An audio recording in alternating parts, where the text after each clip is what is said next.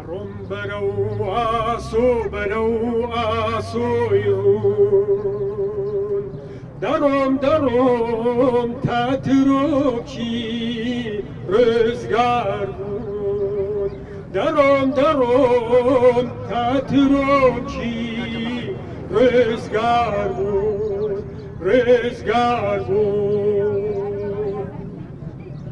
ناڕەومەوە لە داهۆڵ و تارمایی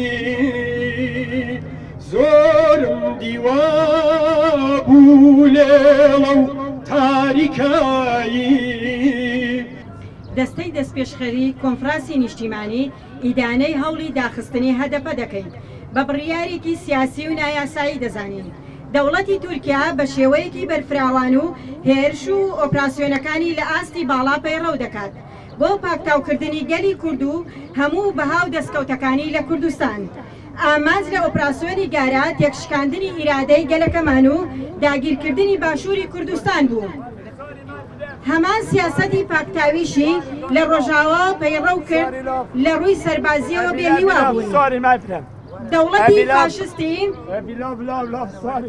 دەوڵەتی فاشستی تورک لە گۆڕەپانی سیاسیدا بە داپۆشینی شکستەکەی دەستی کردووە بە ئۆپراسیۆنی دەستگیرکردن و ئەشکەنجەدان و ئاردۆغان گەشتووەتە ترۆکی دیکتاتۆری و چەوسانەوە. ئێمە سێ لایەنی چەتی کوردستانی ڕێڕای ئیدانەکردن و دەربڕینی نیگەرانی لە بەرامبەر دۆسیەی داخستنی هەدەپە ئەو بڕیارەی حکومەتی تورکیا بە بڕیارێکی سیاسی حیزبی دەسەڵاتدار دەزانین کە دەیەوێت ئاستەنگ لەبەردەم خەباتی پەرلەمانی هەدەپ دروست بکات.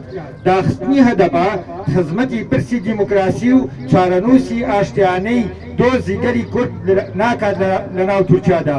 بۆیە بانگ لە کۆمەلگەی نێودەوڵەتی و نێوەندە دیموکراسیەکانی تورکیا دەکرێت پێش بۆ هەنگاوە نادیموکراتیا بگرن. هەمووشتمانیانی بەڕێز دەوڵەتی تورکیا سیاسەتی فاشیستانەی خۆی بەرامبەر گەلی کورد درێژە پێدەدات و بەردەوام لەسەر سیاسەتی پاکتاوکردن و نکۆڵیکردن و بچووکردنەوە و گرتن و لێدان و زیندانیکردن بەردەوامە. بەردەوام سەرکوتی دەنجی ناڕازی و ڕەخنەگران و ئازادی خوازان پەیڕەو دەکات. هەمیشە لە هەوڵی شاردنەوەی شکستەکانی خۆیەتی لە بەردەم گەلی کوردە. بۆچی فاشیسمی تورکی و هێلی خیانەت و بەکرێگیرا و نۆکەر وەکو گورجی پرسی پەرلەمانی کوردی ئازادی خواز و دیموکراسی خواز دەدەن؟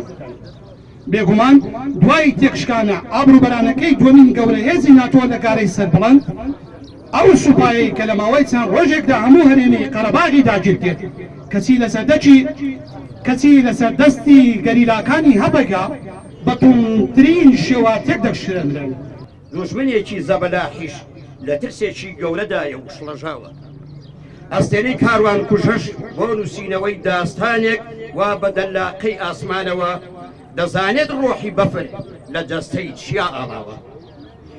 گەریلا و ئیرادەش هێن بەهێزن داگیرکەر لە گژلاوە تێکشکاوە. سوپای دوژمن ئەم جارەیان شکستێکی گەورەی بۆ زێدی خۆی هەنایەوە. دیموکراسی گەدای ئەوان بەقەت جوو تێپۆستاڵی بەجێما و بەهای نییە.